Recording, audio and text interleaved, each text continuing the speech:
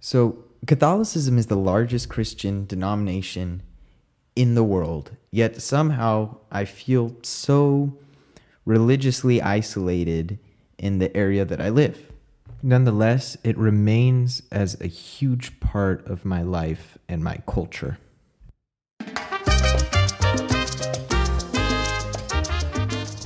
¿Qué onda? Soy Sebastián y este podcast es Otomi.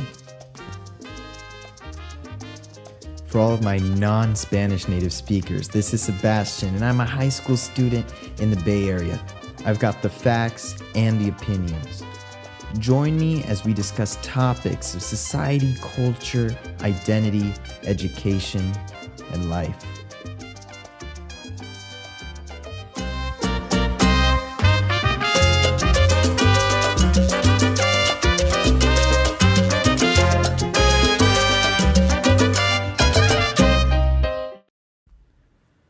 All right, so today we're talking about Catholicism. I'm Catholic. My family is Catholic. My family is very Catholic. Every member of my family is Catholic. My father's Catholic. My mother's Catholic. My father's family is Catholic. My mother's family is Catholic. And for me, being Catholic has been something that's really interesting because it has been a big part of my identity, especially my identity being Hispanic, but in an increasingly secular society in which we live. This has had certain implications, and it's been kind of tough when it comes to, identity and being able to feel secure with this religious identity that I do have. So, my father, who's half Spanish, half Swiss, he is Catholic from both sides. His mother being Spanish, she's Catholic, and his father is from Jura, which is a French-speaking canton of Switzerland, and this canton is Catholic. Now, if you were to compare it to Bern, which is a Swiss German-speaking canton, or any other Swiss German-speaking canton, those cantons will tend to be Protestant in religion. However, Jura and some of these more French-speaking cantons are Catholic majority. So my father's Catholic because both of his parents were Catholic. And then my mother is very Catholic. She's Mexican and both her parents are very Catholic. My grandmother from my mother's side is very Catholic.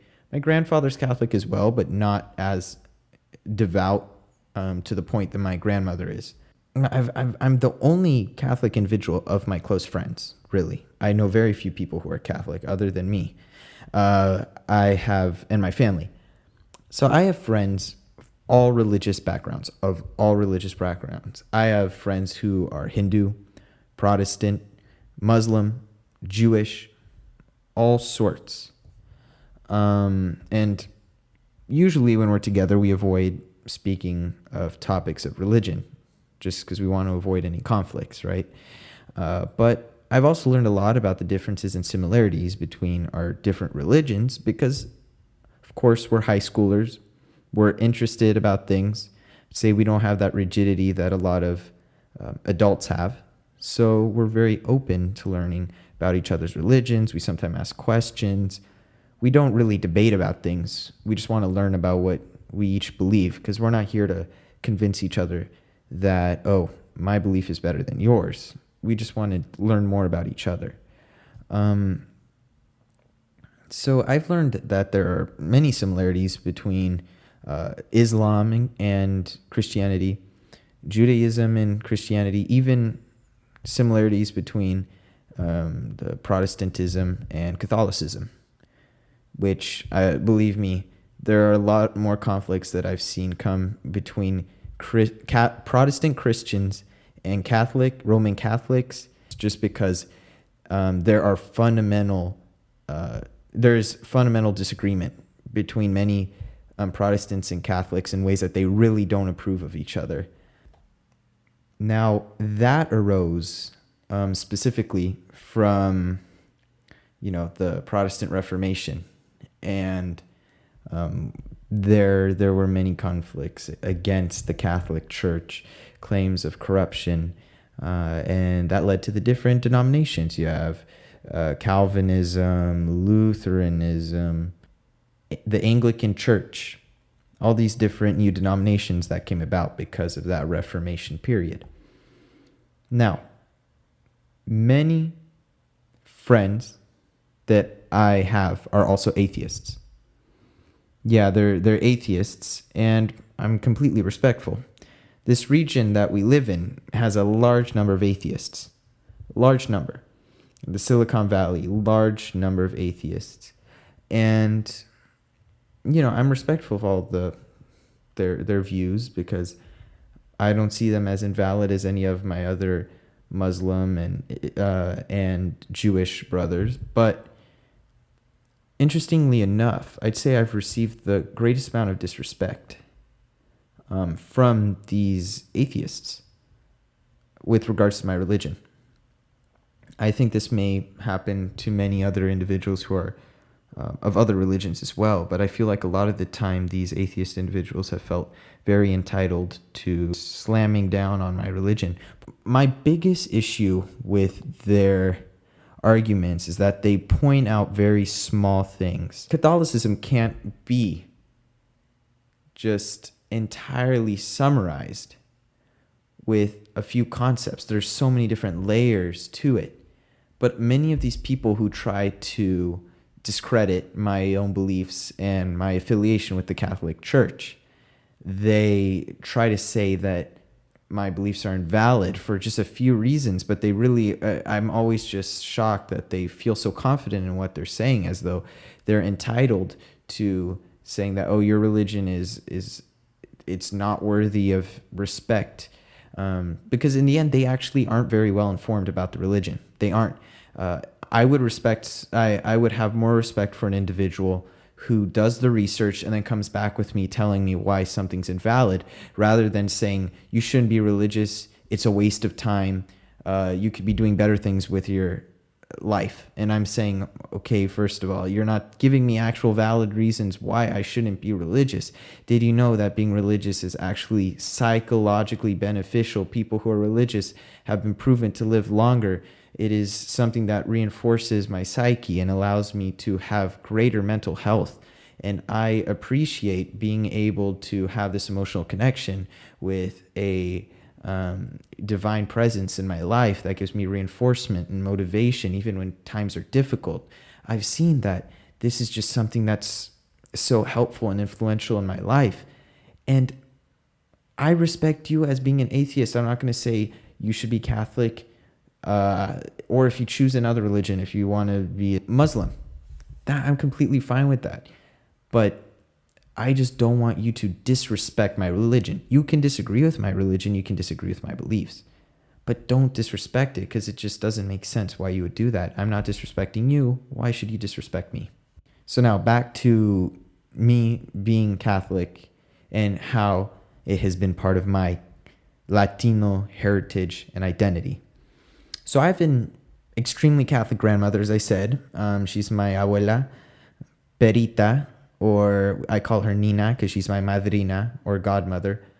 And she's very Catholic, and she's instilled in me, and my mother as well, this strong sense of Catholic pride and a very strong familiarity with the Catholic Church, the Catholic Church's principles, and just a lot of the prayers that at a young age we memorized. Many prayers we do every time we'd go out in the car, every time before a test, every time that there's a big change in our life, every single night before we go to bed. We were taught to pray to God out loud or in our head. And also we were taught the different Catholic prayers, like Padre Nuestro, el Padre Nuestro, Padre Nuestro que estás en el cielo, and all these different, Our Father, I believe is the English. And the thing is there, the reason I feel more connected with the Catholic Church from a Hispanic, Latino standpoint, but more specifically from a Mexican standpoint, is that I was introduced to Catholicism from the Hispanic side. My father's, he's Catholic, but he's not even close to the level of Catholic if I were to say there was a scale, he's not at the same level as my mother and my grandmother from Mexico, my family from Mexico. They're very devout, and it's very different. I can make the distinction because I can tell that even my family in Europe, not even close to the level of Catholic devotion that we have in Mexico. And I'm not generalizing the whole population. There are very devout Catholics in all those countries. In Spain, tons of them. I'm just really talking about my own subjective experiences. My grandmother from Spain is not as strong with the Catholic Church because at a young age, she went to like a school with nuns, and she has told me she didn't have the best experiences with them. On the other hand, my grandmother went to a school with nuns, and my mother as well, and they had great experiences. So they have a lot more passion for the church and for the religion when compared to my grandmother from Spain. Now, being Catholic, it's been also a source of my ethnic Latino pride. All of the prayers that I know are in Spanish. Now, of course, I can pray directly to God in English or whatever language I desire, but the official Catholic prayers that I know are in Spanish. That's how I was taught. When I went to, I did Catholic school, of course, for my sacraments, all in Spanish. My mom put me in this Hispanic class specifically because she said that she wanted me to be a Hispanic Catholic who knew all the prayers in Spanish, because to her it's so important that she wants to be able to connect with me emotionally and be there with me and pray with me in the language of Spanish. So when it comes to the church, I feel like I'm very closely connected to my Mexican identity. But what I love about the Catholic Church is that we're all members throughout the world of the one same church that a lot of different religions with small denominations aren't able to do. Now, I do not approve of imperialism and enforcing one's religion on others. That is something I'm very opposed to. And I know that a lot of Catholic history is based on that.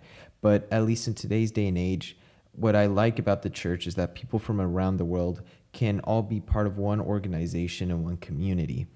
However, my hope is that these individuals voluntarily became part of the church. But I mean, from the way that Catholicism has spread, much like Islam, which now is the largest religion in the world, if you were to divide Christianity into Catholicism and Protestantism, then Islam would be the largest religion in the world. And it has spread to many different continents. But Catholicism, it's been shaped and adapted into various nations that it inhabits. It can be found in Europe, Africa, Asia, Latin America, North America, the United States, Canada. And all of those Catholic inhabitants live there, but they also have this sort of touch that they put to the Catholic religion. I do feel like Mexican Catholicism is a little different than Spanish Catholicism, which is a little different than Portuguese Catholicism, which is a little different than Brazilian Catholicism. Now, the Catholic Church is one. That's true. That's our doctrine, that we are all one church together. We are the one who make the church, the body of Christ. Now, I must clarify that the Catholic Church itself is not different in these different countries. It's not. The masses are the same, the structure, the sacraments, they're all the same. Otherwise, they'd be different sects of the Catholic Church, but they're not. The Catholic Church is one. The differences are based on culture, and they're cultural differences. For that reason, there may be different certain rituals that occur in different Catholic countries, but that's the result of culture, not the result of the actual Catholic Church and their beliefs. Now, in Brazil, I'm going to give a small example. Latin American country, it imported many slaves, and the African religions that came across because of that middle passage from Africa to the Americas in the slave trade, brought many of those African religions, right? The Brazil is the largest Catholic country in the world. It has the largest number of Catholic people.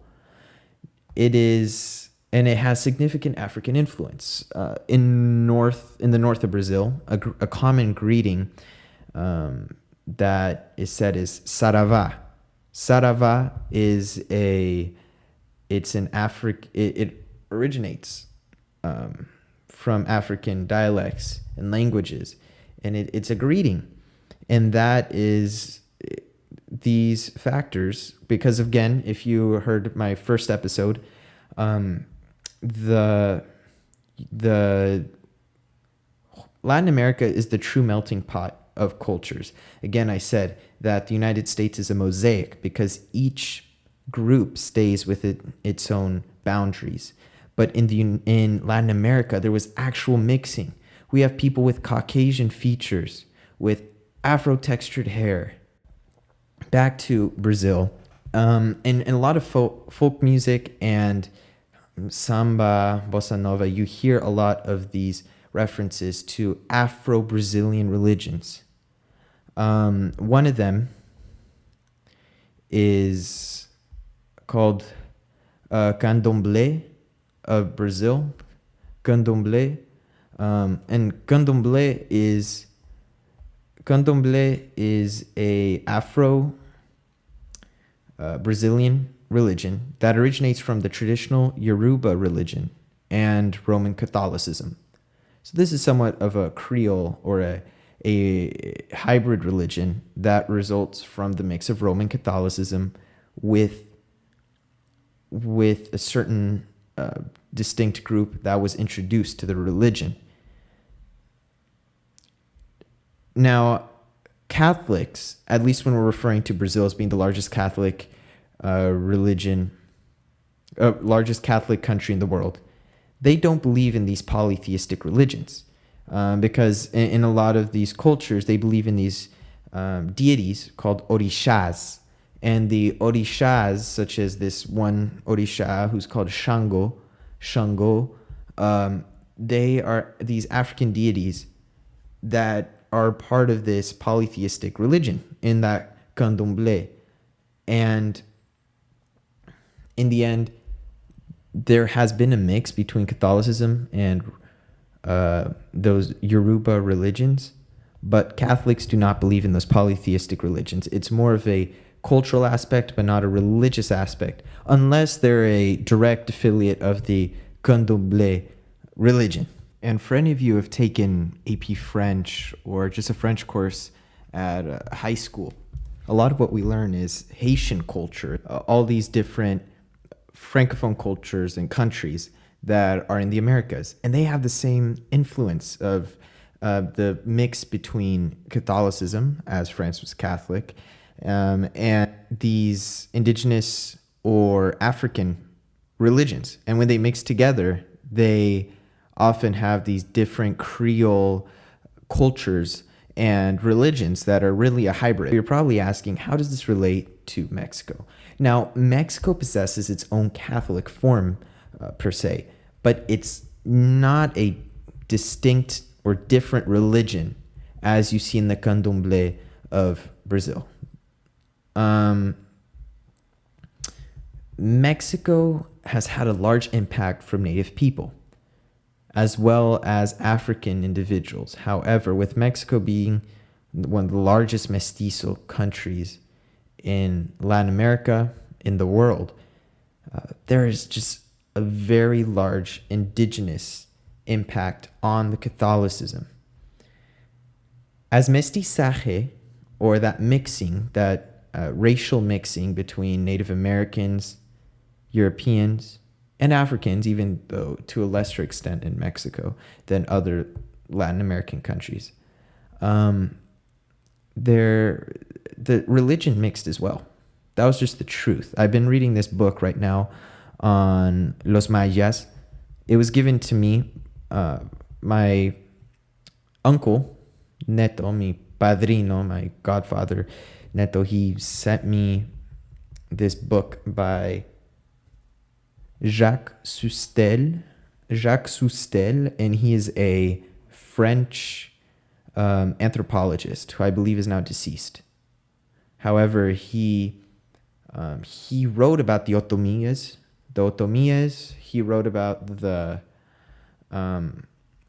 lot of different indigenous Mesoamerican groups. And this book that I'm reading by Jacques Sustel is about Los Mayas. And I've been to many, many different Maya temples.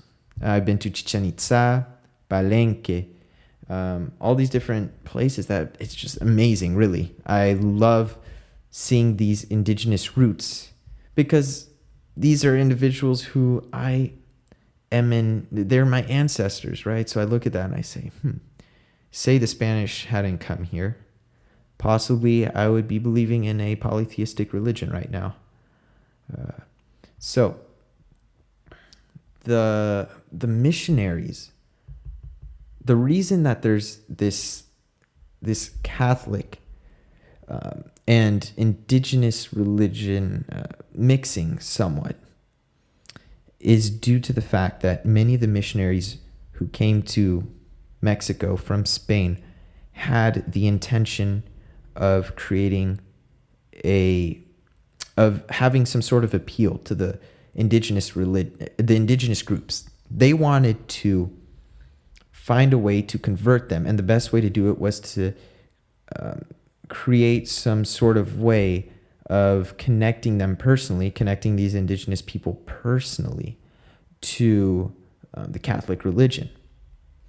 And that's one of the interesting parts of being Catholic, I believe, as a Mexican, because as a lot of the issues I've had was with being Catholic, at least thinking about it, was the fact that I say, is this really my religion? I look back to the past and I see that my ancestors were killed and raped and their temples destroyed. Their culture and their religion came down crumbling to nothing because of these Spanish conquistadores who came to these continents, the Americas, and just ravaged everything that was here. The civilization, the cleanliness, the populations. They destroyed it and they implemented their Catholicism into the population. Now, when I get into these philosophical debates, historical debates with my mother, she is not very pleased because she sees that as though I'm questioning my faith. And the truth is, I'm not questioning it. I am Catholic, but what I like about how I'm connected to that Mexican Catholicism is that there's that indigenous aspect. We still celebrate El Día de los Muertos, where my mother is from, she's a Chilanga, she's from Mexico City, but her mother's from Pátzcuaro, next to the island of Janicio in El Lago de Pátzcuaro, the lake of Pátzcuaro. And that is one of the centers of El Día de los Muertos in all of Mexico. It's a great experience. And we're still celebrating things like that, which are indigenous. They are indigenous, but we have that balance between the indigenous roots that we have as Mexicans and the Catholic influence that came with the conquest of the Spanish.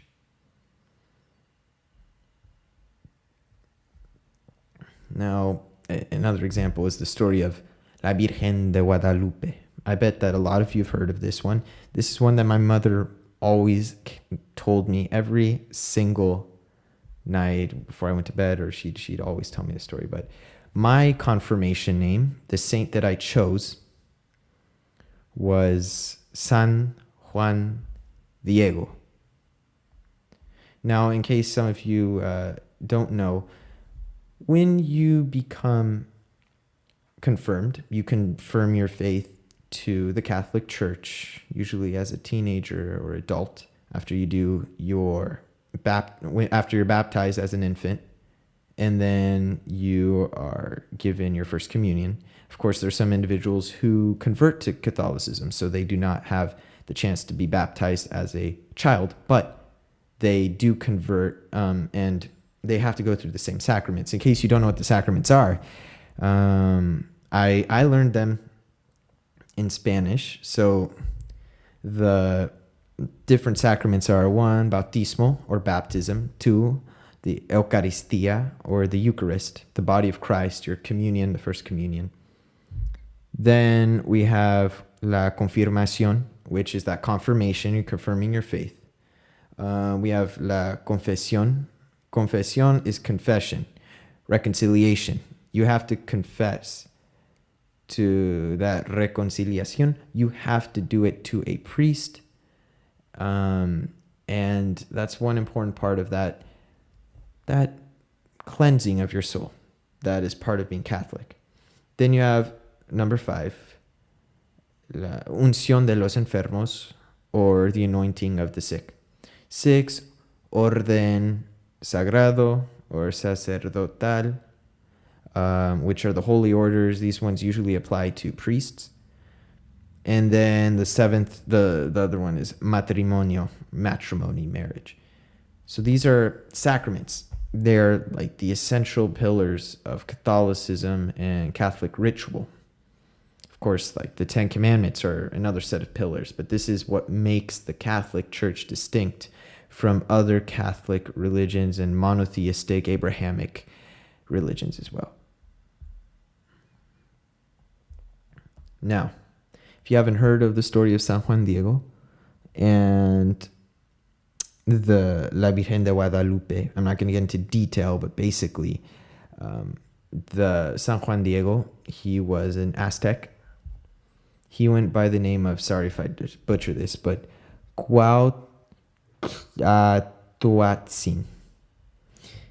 He was an Aztec, and he saw the apparition of the Virgin Mary. Now, we've had apparitions of the Virgin Mary in different parts of the world, and in Portugal, and in many different places, but this one was distinct because she appeared to him not as a white woman, but or a Middle Eastern woman, but as a mestiza, as an indígena, as a morena. She had dark skin, black hair, and she was the symbol of the new Latin America. She symbolized that new union between Europeans and the indigenous people, and to a further extent, the Africans. And this story united the Catholic community in this new place where people were really distressed. The Spanish were taking over everything, destroying what the indigenous people had created. And the indigenous people were scared. They were being killed. They were being raped. They were being just massacred, and they were dying at the hands of disease, of arms that they were overpowered by those European arms. And it was just not fair. It was not a fair fight. And then the Africans came in bondage, enslaved. Originally, the indigenous people had been primarily enslaved to do the work, but they did not have many of them died from illness, and the strenuous labor proved to be it proved to be fatal for many of them. So the Spaniards resorted to African slaves. That's what they did. They started bringing African slaves to replace the millions of dying native people. And the Catholic Church was that unifying aspect. With the Catholicism we see in Latin America, there's a connection between the groups that immigrated there. There's a connection between the Catholicism the polytheistic religions of the Africans and the Native Americans. And many of those holidays and rituals that we still have today in these countries are directly related to that mixing. And it's not entirely Spanish. It's not like the Spanish completely took over the whole religious aspect of the country, even though they attempted to. There had to be factors of those other cultures. And the reason is because those people who were being conquered and taken over, they had dignity and they were strong. And the Spaniards wouldn't be able to take them without incorporating parts of their cultures into the religion, making it more appealing. And when we see this apparition by La Virgen, the Virgin Mary of Guadalupe, it's something that's unifying for the different religious groups. Christmas in Mexico has always been my favorite thing, honestly. I loved it so much, at least now that I've gotten older. When I was little, I didn't like it that much. Why? Because on Christmas Day, we received no presents, ever. And they say you have to wait until the 6th of January for los Reyes Magos to come and give you your gifts, right? The three kings are going to come and bring you your presents. But the catch is, once you lose your innocence, which means once you know that they aren't real, that your parents are the ones giving you the gifts, you don't get gifts anymore. So that was the thing. I'm like, okay. I saw my little cousins all getting presents, and then I wouldn't get it once I found out that he didn't exist. That they weren't the ones who were coming and bringing me the presents. I was not very happy about that, but it's fine. And the thing that is so cool about Christmas in Mexico is just, it has a very different feeling than what you have in the United States. Very different. First of all, just the ritual aspect is very different. I've had some Christmases here with individuals who are not necessarily Hispanic. My dad's stepfather, we've had many Christmases with them, and it's awesome. I enjoy that American style of Christmas as well. It's really nice. There's still devotion. I know some people have more I know atheists who celebrate Christmas, which for me it's a little strange because Christmas is a religious, it's a religious celebration. But I see that people see it as more of a familial celebration to celebrate family. But in Mexico, it's very religious, much more than here in the United States. At least more than here for some people.